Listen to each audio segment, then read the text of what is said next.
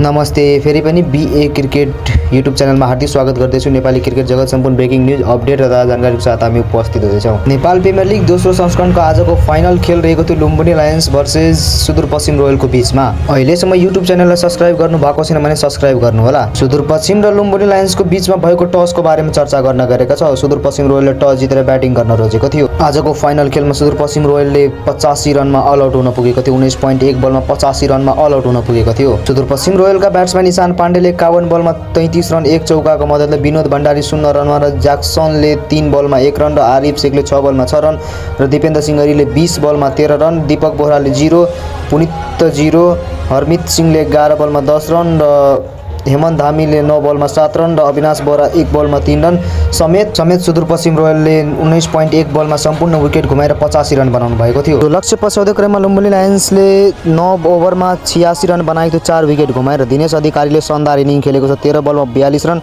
5 छक्का र 1 चौकाको मद्दतले। डी शर्टले 13 बलमा 14 रन र डी वकले 12 बलमा 11 रन, रोहित पौडेलले 12 बलमा 16 रन र सन्दीप जोहरा 3 बलमा 0 रन र दिलीप नाथले 1 बल नट आउट रहेको छ। लुम्बिनी लायन्सले 6 विकेटले खेल जित हात पारेको छ। नेपाल प्रिमियर लिग पहिलो संस्करणको च्याम्पियन जनकपुर भोल्ट्स रहेको थियो भने दोस्रो संस्करणको च्याम्पियन लुम्बिनी लायन्स बनेको छ। हस्त धन्यवाद। यस भिडियोबाट म बिदा लिन चाहन्छु। यस्तै जानकारीमूलकको साथ भिडियो हेर्न चाहनुहुन्छ भने युट्युब च्यानललाई सब्स्क्राइब गर्नुहोला।